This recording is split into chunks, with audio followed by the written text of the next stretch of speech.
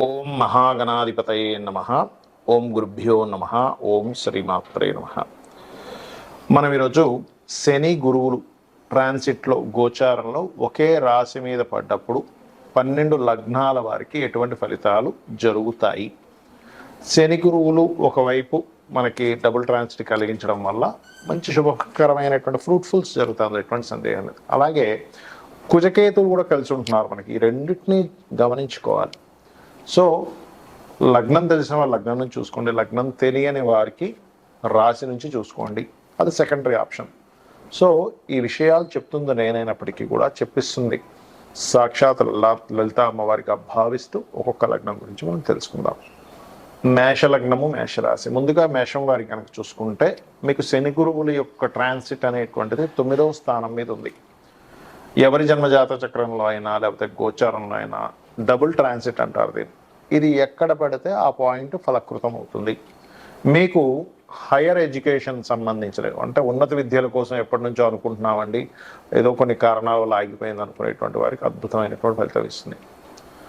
అదే కాకుండా ఇక్కడ మీ యొక్క సిబ్లింగ్ తోబుట్టువులు ఉంటారు, వాళ్ళకి వివాహం అవ్వట్లేదని ఇబ్బంది పడుతుండేటువంటి వారికి సిబ్లింగ్కి వివాహ యోగాన్ని ఇస్తుంది. సంతానానికి సంతానం గురించి కొంతమంది చూడండి, మీకు ఒక 60 ఏళ్ళు వచ్చేసాయి, మీ పిల్లలకి ఆల్రెడీ ఇంకా పిల్లలు అవ్వట్లేదు. 9th హౌస్ అనేది సంతానానికి సంతాన స్థానంగా చెప్తూ ఉంటారు. సో అటువంటి వారికి కూడా యోగ్యవంతంగా ఉంటుంది. కాకపోతే మీకు ఉద్యోగ సంబంధించిన విషయాలు కనుక చూసుకుంటే ఇది ఉన్న ప్రదేశం కాకుండా ఇతర వేరే ప్రదేశాలకు వెళ్ళి అక్కడ స్థిరపడదాము, వేరే రాష్ట్రం కావచ్చు, వేరే దేశం కావచ్చు, అటువంటి వాటికి వెళ్ళి అక్కడ ఏదైనా కోర్స్ చేసి అక్కడ ఉద్యోగం సంపాదించుకోవడానికి ఇది అనుకూలంగా ఉంటుంది. కాకపోతే మరి ఇప్పుడు మీకు రాహు 11లో ఉన్నాడు కదండి అన్నప్పుడు విదేశాలకు వెళ్ళి అక్కడ ఏదైనా ఉద్యోగమే కాకుండా వ్యాపారానికి కూడా అనుకూలిస్తుంది అని మనం తెలుసుకోవచ్చు. తండ్రి గారి యొక్క సహకారము, గురువుల యొక్క సహకారం కూడా ఉంటుంది. కాకపోతే ఇక్కడ కుజకేతువులు కూడా పంచమంలో ఉన్నారు కాబట్టి దీన్ని పిశాచయోగం అంటారు. కాబట్టి తీసుకునే నిర్ణయాల విషయంలో అలాగే సంతానం విషయంలో ఏదైనా ఒక షేర్ మార్కెటింగ్ రిలేటెడ్ సంబంధించినటువంటి అంశాలలో చాలా కేర్గా ఉండండి. ఇక్కడ పంచమం అనేటువంటిది ఫ్రెండ్స్ని, లవ్ అఫైర్స్ని కూడా చెప్తుంది. కాబట్టి పంచమంలో కుజకేతువులు ఉన్నందుకు ఈ యొక్క అంశాల్లో చాలా చాలా చాలా జాగ్రత్తగా ఉండాలి. ఇది ముఖ్యంగా గుర్తుపెట్టుకోండి. ఇక మరొక విషయం ఏంటంటే మీరు నిత్యము చేయవలసిన దేవతారాధన ఏమిటి? నవగ్రహాలలో కుజకేతు గ్రహాల దగ్గర దీపారాధన, సూర్య భగవాను చూస్తూ గణపతిని మరియు స్కందుణ్ణి తలుచుకుంటూ సూర్యుడికి అర్ఘ్యం వదలడము. ఏదైనా ఒక ఇంపార్టెంట్ నిర్ణయం తీసుకోవాల్సిన వస్తే కనుక మీరు కుజకేతు గ్రహాల దగ్గర దీపారాధన చేసి ఆ నిర్ణయం తీసుకోవడం అనేటువంటిది మంచి ఫలితాలు ఇస్తుంది. మరియు గణపతి మరియు సుబ్రహ్మణ్య స్వామి ఆలయాలకు కూడా రెగ్యులర్గా వెళ్తూ ఉండండి.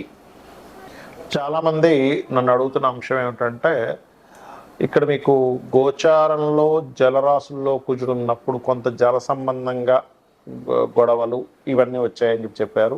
కొంచెం జల సంబంధంగా ఈ నేవీ వాళ్ళు వెళ్ళే ట్యాక్స్ ఇవన్నీ చెప్పారు కదా.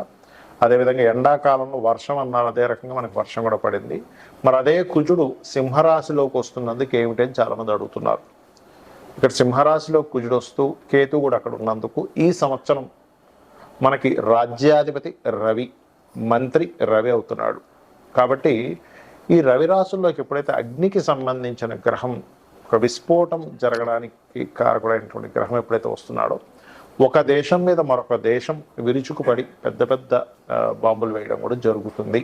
అది ఇండియా పాకిస్తాన్ అవ్వాల్సిన అవసరం లేదు, ఉక్రెయిన్ రష్యా కూడా అవ్వచ్చు, లేకపోతే అమెరికా ఇంకో దేశం కూడా కావచ్చు, ఏదైనా ఒక దేశం కావచ్చు. ఆ దేశం మీద పెద్ద స్థాయిలో ఎక్కువ ఉష్ణాన్ని కలిగించేటువంటిది వేయడం జరుగుతుంది.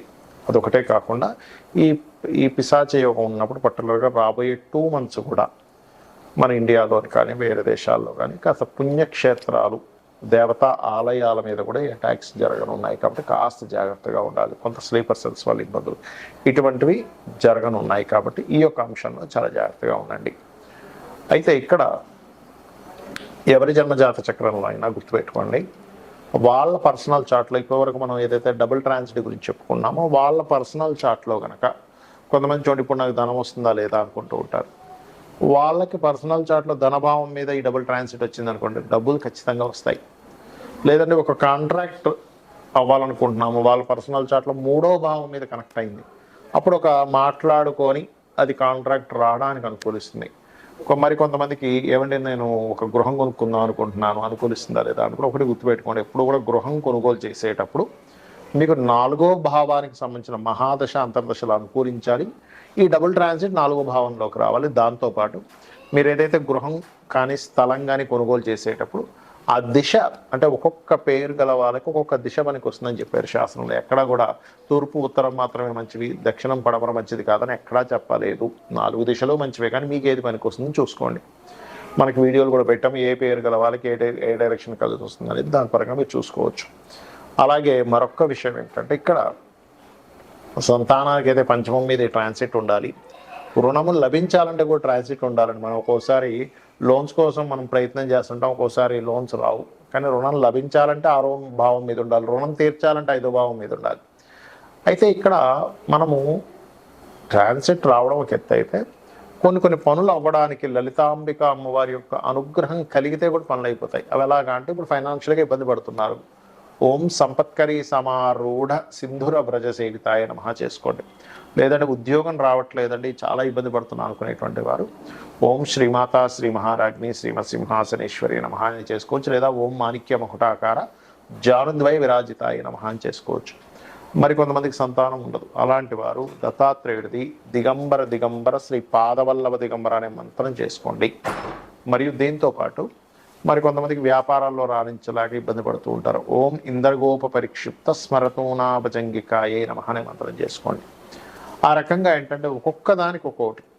ఇప్పుడు కొంతమందికి చూడండి ఆరోగ్య సమస్యలు ఉంటాయి. ఎందుకు అంటే వాళ్ళకి 4వ స్థానము అంటే ఇమ్యూనిటీని తగ్గించే స్థానము, ఇమ్యూనిటీ స్థానం 5వ స్థానం పడవడం, 6వ స్థానం రోగస్థానం యాక్టివ్ అయితే ఏమవుతుందంటే వాళ్ళకి అనారోగ్య సమస్యలు నిత్యం పడుతూ ఉంటారు.